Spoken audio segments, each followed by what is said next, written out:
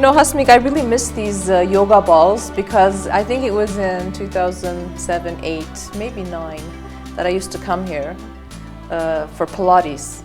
You were one of the first Pilates instructors, I think, in Yerevan, right? Shaping Zone is the first studio in Armenia as a Pilates and yoga studio. So our Pilates class is kind of first classes in Armenia. Yeah, I remember because, you know, back then when I had a little bit more time, we used to come here with some of my girlfriends and used to torture us.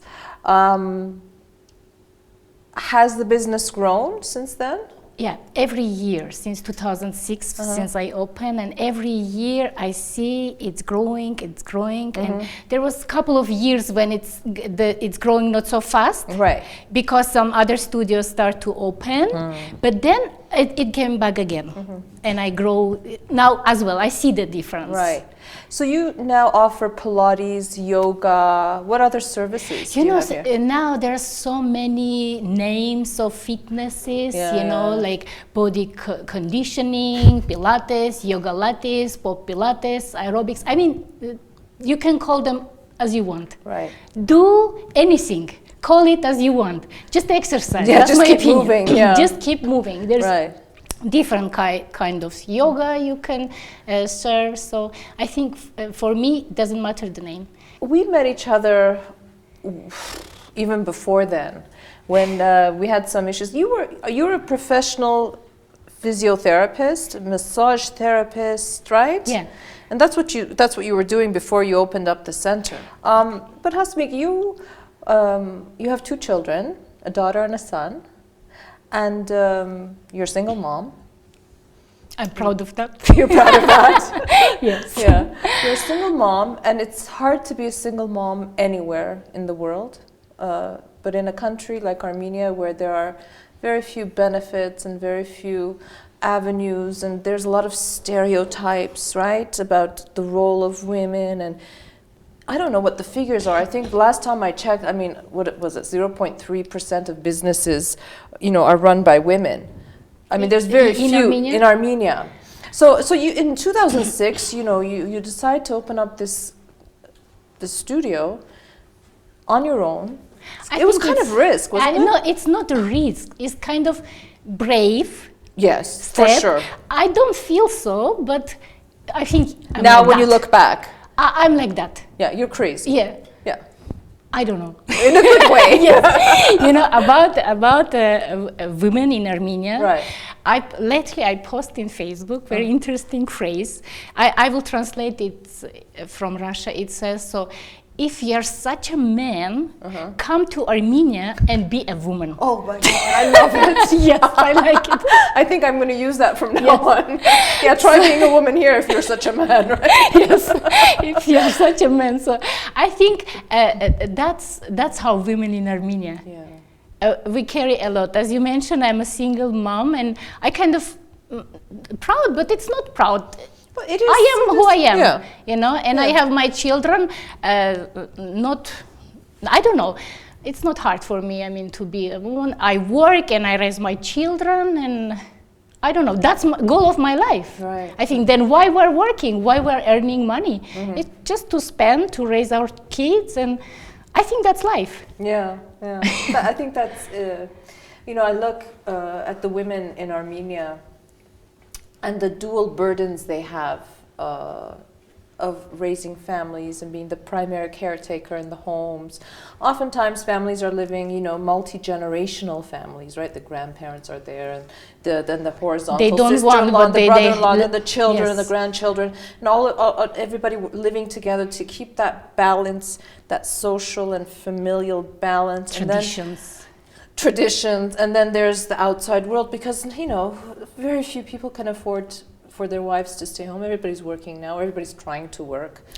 In that case, Maria, you should ask me why my studio is only for women. So why, Hasmik, is the studio only for women? Just because I want women also feel more confident, exercise, be healthy, because you know how is women in Armenia, there's how men think, how women should be, the mentality. And that's why I want our women be a little more confident. Because our women after 40, they think, I know. That's it. I know. I'm well over 40. I'm actually, not well over 40. Well over 40. Well I'm over actually 40. quite near to 50, but we won't go there.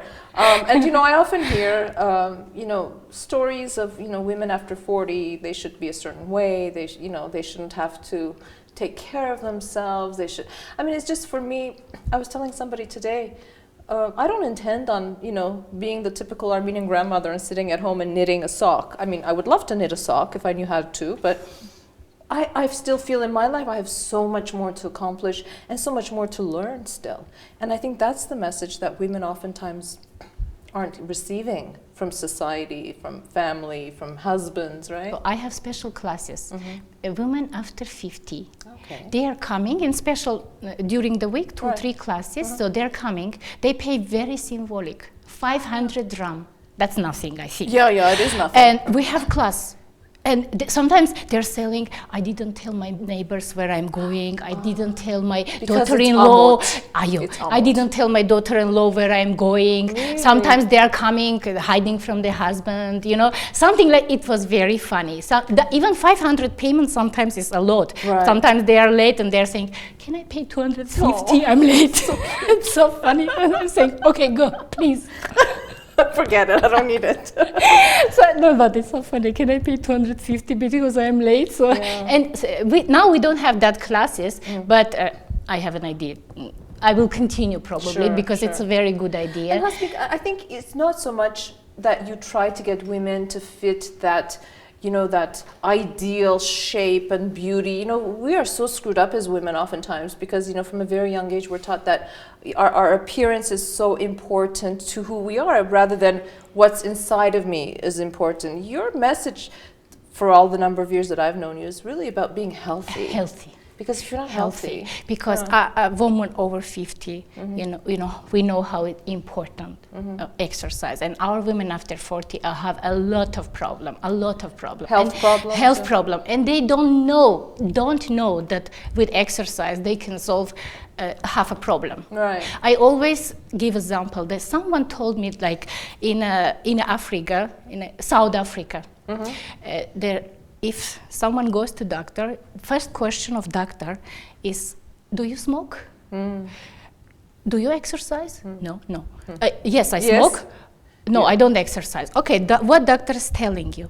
Okay, you go, you're stopping smoking and starting exercise, and you come back in 1 month. And tell me and then we will see what we had to treat. So the same here. Yeah, no, I believe it. I believe that exercise is so important. In Yerevan is a very small city. It's a walking city, so we walk quite often. Most Yerevan cities it's small walk. City, that's the walk. It allows you that luxury of walking. Sometimes we fool ourselves into thinking that I've walked a few minutes or whatever, and I got my exercise for the day. But it has to be like a regimen, right? Like you have to a couple of times a week and take care of yourself, especially as we get older. No, but of course I agree with you. At least it's something that we walk. Yeah.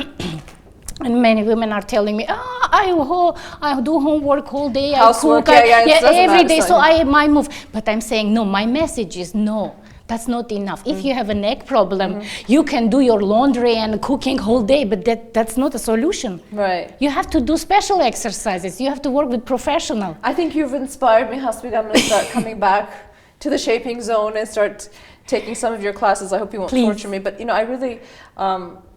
I have a very special place in my heart for women like you in Armenia. I feel like you are really breaking down those barriers and you're serving as mentors and as examples for the younger generation to see that it's okay to be over 40 and be strong and have your own business. And I love you. Don't cry. Why are you crying? Yeah, I think, like as you say, over 40, but I feel so happy. I feel so good. That's good. I want to feel good too. Yeah. Yes. Sometimes when people mention my name or my children, they notice that they say, oh, you are something, 40 something. I'm saying, but excuse me, I enjoy my 20 less than I enjoy now. Yeah, that's true. I enjoy my 30s, my 40s. I think that's because I exercise, and exercise is giving so much endorphin to us. So it makes you happier. Yeah. Right. So till next day, you're happy. Yeah, that's right. So we got to start soon.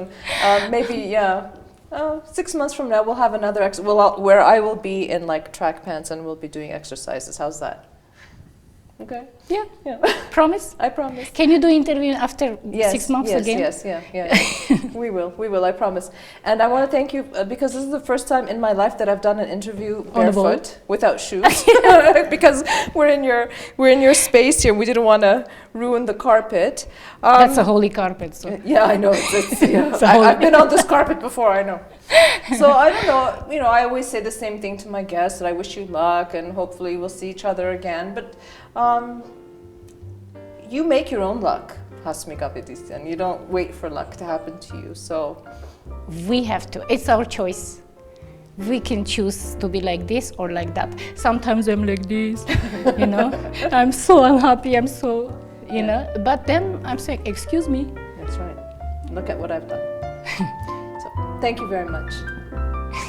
You're welcome.